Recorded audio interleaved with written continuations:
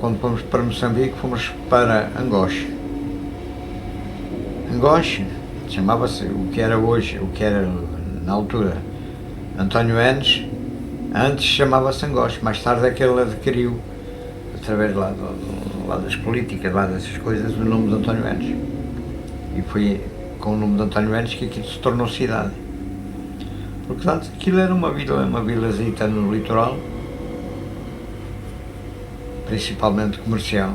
Depois em António Enes, portanto já seria António Enes, formaram-se lá várias indústrias, entre elas o descasque da castanha, peixe.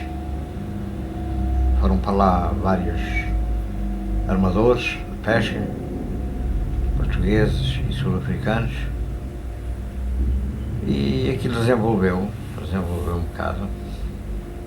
Era uma terra boa, uma terra jeitosa, tinha mar, praia e indústria, várias coisas. E depois cresceu a construção civil, também desenvolveu, vieram vários empreiteiros, toda a zona, todo de longe, vieram daqui, como em Nampula, foi a mesma coisa, também desenvolveu muito. Mas Nampula passou sempre a ser a capital do distrito. Isto é, António Enes, o Angoche, que eram lugares muito distantes, mas pertenciam ao mesmo distrito, que era o distrito de Nampula. Mais tarde o distrito de Nampula passou a ser o distrito de Moçambique. Chamavam então o distrito de Moçambique. E foi por lá que nós andámos, até a altura da independência. Depois da independência nós continuámos na mesma com os trabalhos. O meu pai tinha morrido, eu estabeleci-me por minha conta, tive um bocadito de agricultura, um pouquito de gado. Na altura andávamos, aliás o meu pai tinha começado uma casa num terreno em António Enes, um terreno jeitoso, e tinha começado uma casa na altura que ele morreu. Aquilo foi tudo uma confusão e depois eu tive que acabar a casa. Falei a um pedreiro, que já tinha trabalhado com ele, com o meu pai, portanto era pessoa conhecida. Falei com ele, o homem aderiu ao chamamento, veio e foi para António Enes orientar a casa. É claro, e a casa fez, uma casa boa, bonita. Mas, entretanto, o meu pai tinha feito outra em Nampula, também boa, uma casa grande, numa boa zona, uma avenida que era a avenida Hotel de Abreu. Era a avenida Hotel de Abreu. O Hotel de Abreu tinha sido um militar, naqueles tempos, que apanhou nome por andar a pacificar tribos que lá havia, entre elas a Macua, a tribo Macua. E o Natal de Abreu fazia com eles, tiveram uma história, né, deve estar registrado na história, um pacto de sangue, para não haver mais lutas e guerras entre os indígenas. Essa coisa toda que isso resultou, quer dizer, o Natal de Abreu, que era natural aqui de Figueiró dos Vinhos, fizeram com um régulo lá, um régulo denominada, fizeram um pacto de sangue.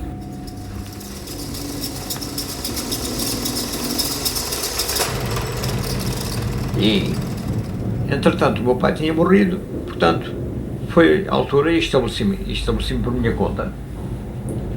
E andei pelas terras do mato, umas mais perto, outras mais longe.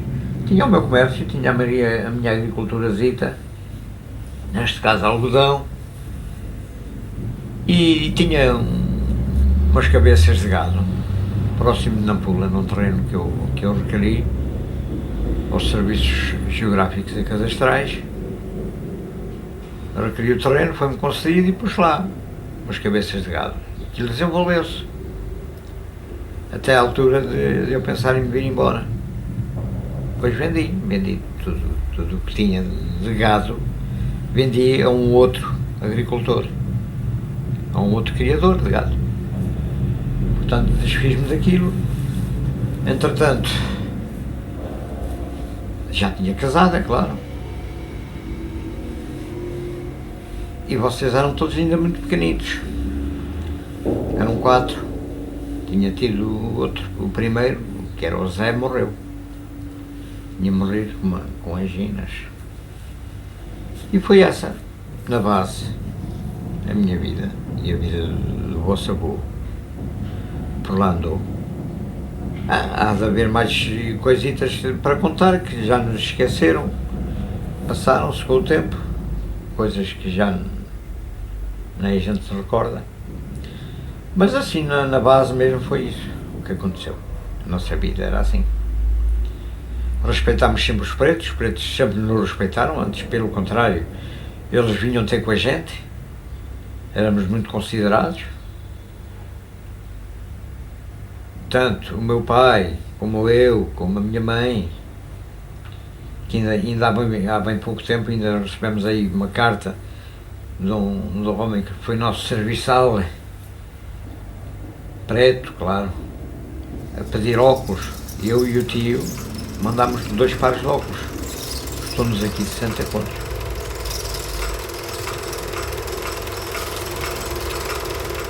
E aquilo agora está, como vocês sabem, está sem segurança nenhuma, sem coisa.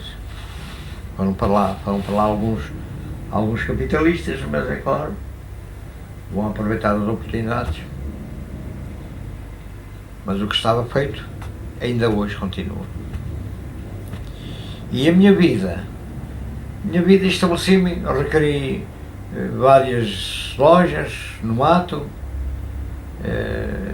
hoje fazia uma, depois com o dinheirito que ganhava ia requerendo outra, e ultimamente quando me vim lá embora tinha requerido uma licença comercial para a abertura de uma povoação à beira de uma linha férrea, que era no Poiana. Poiana é a zona de Malema e Apala, terra de tabaco.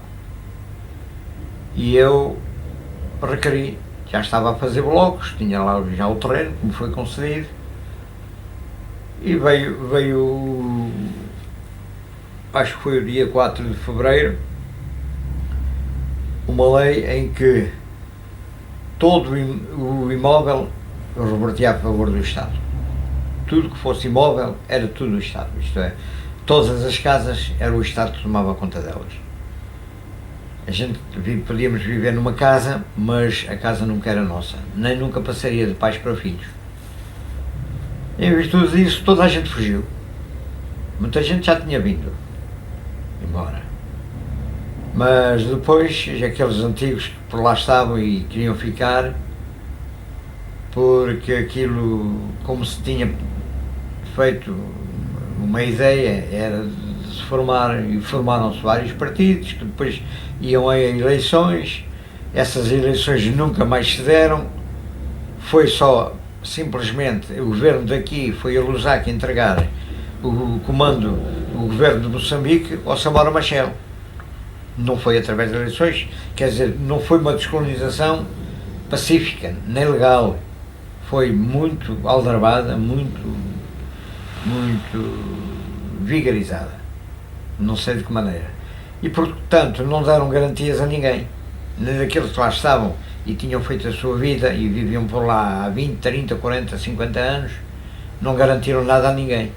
O resultado foi velhos e novos, tudo a fugir, fugiu tudo. Nada era de ninguém.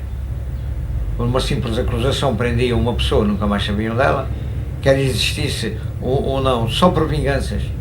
Isso, era um país que já ninguém podia viver. A mim nunca me acusaram, sem dúvida que não. Nunca me acusaram, mas eu vi outros que eram acusados sem qualquer motivo, só porque queriam fazer uma vingança, diziam que aquele tipo pertencia ou era de outro, como é que é dizer, de outra opinião, vá, diga-se. Prendiam e desapareciam com ele. Aquilo era um país de bandidos, ultimamente. Eu mesmo tive um empregado numa loja, que era na Cabala, só por ele ser Jeová, desapareceram com ele, com a mulher e com os filhos. Nunca ninguém mais soube dele. Um preto. Nunca. Só por ele dizia que era Jeová. E os rapazes desapareceram com ele. É verdade. É verdade. Ainda respeitavam um pouco a religião cristã, ou católica, mas tomaram conta de igrejas, transformaram-nos em armazéns. O governo estava imposto lá em Moçambique. Armazéns de produtos, armazéns de mandioca. Seminários, tomaram conta de seminários, de paróquias, pelo mato fora, onde se ensinava a ler e a trabalhar e tinham agricultura. Tomaram conta disso tudo. Foi uma destruição total. E muitas igrejas foram transformadas, que eu os conheci pelos meus olhos, pelo menos duas em Nampula, foram transformadas em armazéns de mandioca.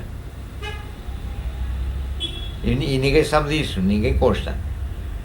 E como através da política internacional respeitaram um bocadinho a religião católica ou a religião cristã, mas outras religiões eram mesmo presos e mortos. Agora, depois, passado alguns anos, tudo se modificou, os governantes foram se substituindo e vieram outros ou mais cultos até, e tudo acalmou mais, mas ainda ficaram lá, portanto, na clandestinidade entre africanos, entre pretos, alguns que não concordavam. Era, neste caso, a Renamo.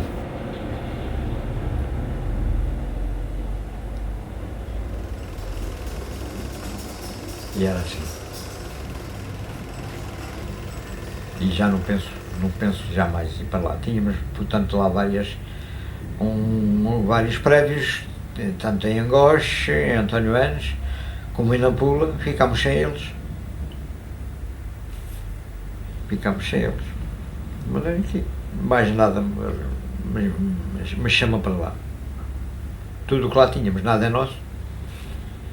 Deixou tudo de ser nosso. Fomos dados como ladrões, como vigaristas, como colonialistas e fascistas. Coisas inventadas daqui. Esses termos foram inventados daqui. A nossa política lá era o trabalho.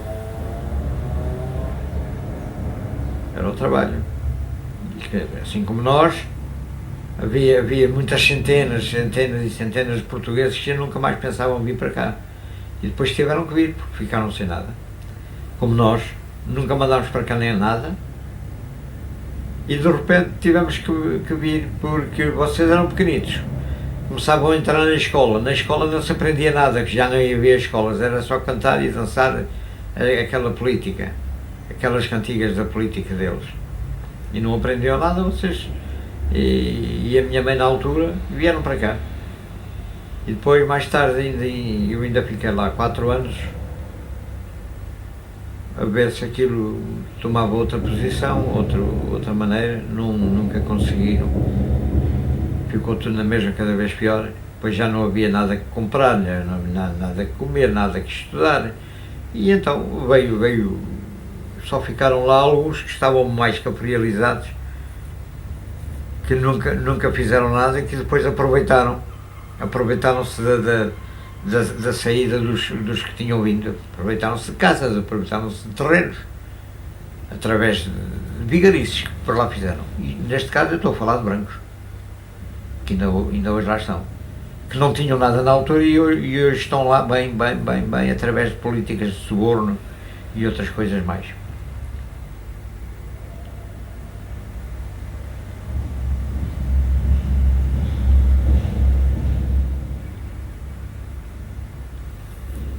De maneira que é assim. Mas não se pode dizer nada, porque se falarmos uma coisa, estamos a insultar e e essas coisas todas, e a gente sabe das coisas e não pode dizer. E de maneira que é assim, não posso dizer mais nada sei. Eu trabalhei, honestamente, sempre. Era bem querido, era bem respeitado em todo o lado para onde eu ia, em todo o lado para onde eu ia. Em todo lado para onde eu ia. Era respeitado e nunca tive nada, absolutamente nada seja com pretos, mulatos ou indianos, maunhés, nunca tive nada com ninguém. E que eu saiba, o meu pai também é a mesma coisa.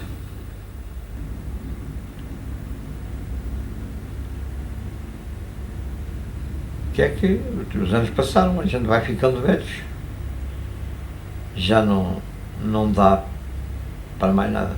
Agora é aguentar naquilo que temos por aqui, na vida que a gente adotou, que a gente temos, e aguentá-la, mais nada.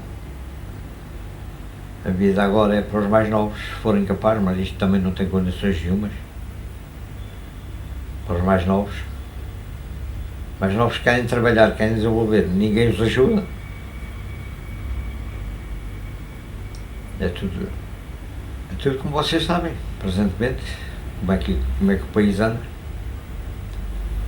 Cheio de promessas e cheio de dívidas e nada de trabalhos. Quem estuda não tem garantias nenhumas para os estudos que tem. Quem investe não tem garantias nenhumas, porque hoje as políticas internacionais, o capital, vai para países de mão de obra baratas e talvez até mais instruídas do que nós, mais cultas. Eles lá também se sujeitam com a miséria que têm e esses países no futuro é que vão desenvolver. E a gente que nunca soubemos fazer nada no nosso país vai ser atrasado. Estão sempre à espera de esmolas que venham dos outros lados. E então há desvios, há roubos, há tudo aos melhores. E a gente vai se aguentando na vida que temos. Pronto, é o que te posso dizer.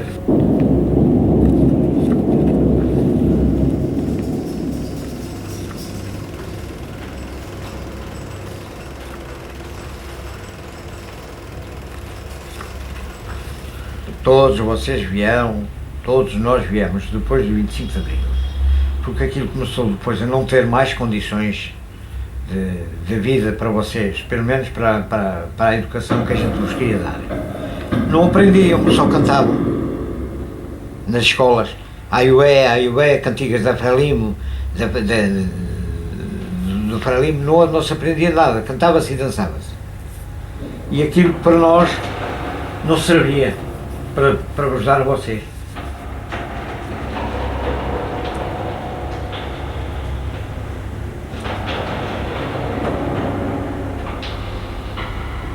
E, portanto, aquilo já tinha poucas condições, aquilo era desconfianças por todo lado, aquilo já não queriam deixar vir ninguém, aquilo não havia lugares nos aviões, porque era muita gente a querer vir, a querer sair de Moçambique, aquilo era tudo uma confusão. Até que depois arranjei lugares num voo qualquer que houve e vocês vieram. Eu vim com vocês até à Beira, vocês embarcaram depois na Beira daqui para Portugal. E a vida lá continuava cada vez pior. Pretos e brancos, era tudo descontrolado, tudo coisa. O medo reinava por todos os lados, onde a gente andava existia medo, tanto em brancos como em pretos, tudo amedrontado. Eram prisões por todo lado, prisões por todo lado, prendia-se por tudo e por nada, prisões, só visto, prisões, brancos e pretos, iam para buracos, para sítios onde eram casas de banho cimentadas e ali dormiam em cima de uma esteira, em cima de um cobertor, em cima de nada, fechados em coisitas aos 10 e aos 15. Aquilo era terrível, porque aquilo sei lá, reinava o medo e a desconfiança e as acusações, por tudo e por nada. O Zé Alberto esteve lá preso, a dormir no cimento. Este Zé Alberto, nosso primo, esteve lá preso também por causa de ele ter nascido em Moçambique e ser português. Ele nasceu lá e depois ficou com a nacionalidade portuguesa, não se desfez da nacionalidade portuguesa e era moçambicano. Um dia foi apanhado como dupla nacionalidade, foi preso, só por isso. Foi logo preso, foi logo atirado ali para um pátio cimentado, onde existia uma coisa estreitinha, onde ficavam ali 10 ou 15 pretos e ele e outros como ele. Aquilo era terrível, não havia lei. A lei era feita à vontade de cada tipo que estivesse com o comando da zona. E depois, hoje entrava um, depois saía, depois prendiam-no. Isto é na questão de chefias. Não sabiam, tipos que não foram feitos, nem tinham sequer cultura para mandar, mas mandavam porque tinham um poder. As populações das aldeias eram mudadas daqui para 200, 300 mil quilómetros de distância em caminhões, e os lá vinham para cima, que era para não haver revoltas. Dizia-se então que o povo se revoltava contra quem estava no poder, que neste caso era a Frelimo, que era o partido único, era o que mandava matar, e faziam julgamentos sumários sem haver razões para isso, e mandavam-nos fuzilar logo em público, no meio de campos de futebol, como fizeram na Machava, em Lourenço Marques. Coisas que fizeram, injustiças, que o governo português autorizou que se fizesse isso, estes mandados que estão por aí ainda hoje. Mas na base o africano sofreu muito, porque eram mudados de povoações longe para outras zonas que eles nem conheciam, nem sonhavam que existiam, com línguas diferentes, dialetos diferentes. De maneira que espalhou-se essa miséria por todo o Moçambique. Porque a Frelimo não queria que a população de uma certa zona se revoltasse contra eles. Portanto, fazendo isso, amedrontavam todos os que ficavam. Com medo, toda a gente, quando viam soldados da Frelimo, tudo armado com espingardas e outras coisas, toda a gente andava amedrontada, tanto pretos e brancos. E havia os calcinhas, que eram aqueles mais portanhões que nunca trabalharam e andavam sempre, aderiram à Frelimo e a Frelimo aceitou-os. Era com isso que eles trabalhavam, com esses calcinhas. Ora, o preto calcinha nunca soube trabalhar, nem, portanto, não sabia trabalhar, não sabia mandar, porque nunca teve responsabilidades. Era o preto calcinha. E veio a destruição de Moçambique.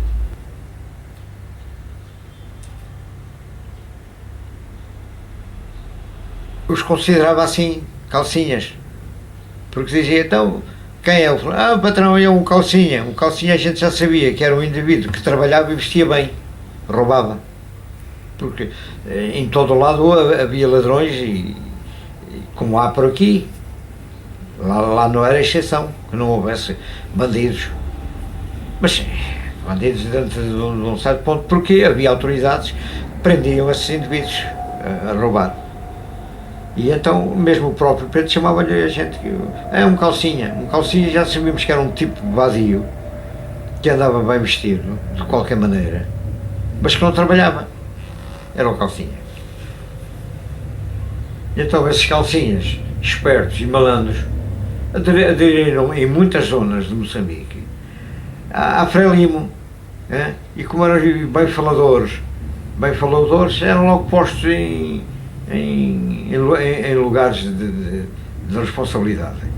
E o lugar de responsabilidade era a destruição, era o roubo, era não saber interpretar a lei. Nem havia lei tampouco. Moçambique foi assim. Foi assim, dessa maneira. Mas ninguém fala que houve essas mudanças de populações de um lado para o outro. Pronto, se quiseres, damos isto para terminar.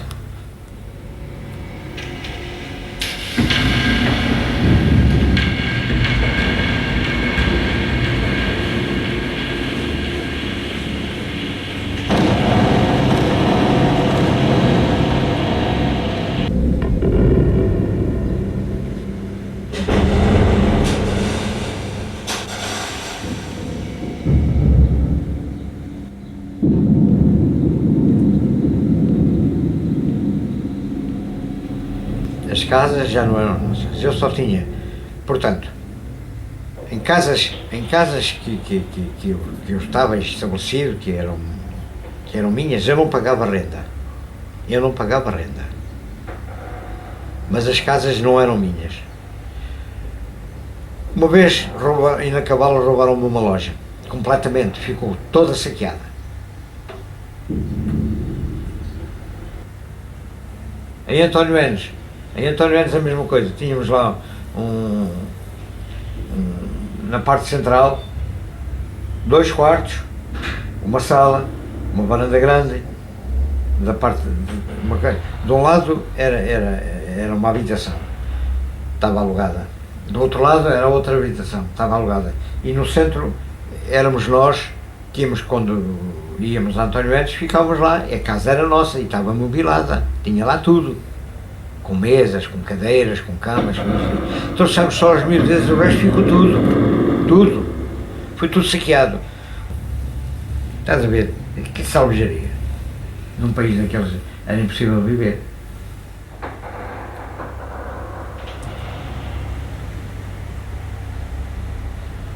Eu vivi em Nampula e vivi fora de Nampula, eu nunca vi guerra por lá. Nunca ninguém me atacou, nunca vi lutas, nunca vi nada. Assistia e via a militares que tinham morrido em acidentes, e lá para o norte, na zona dos Macondes, é que havia minas. Punham minas então nas estradas, que não eram estradas, eram picadas.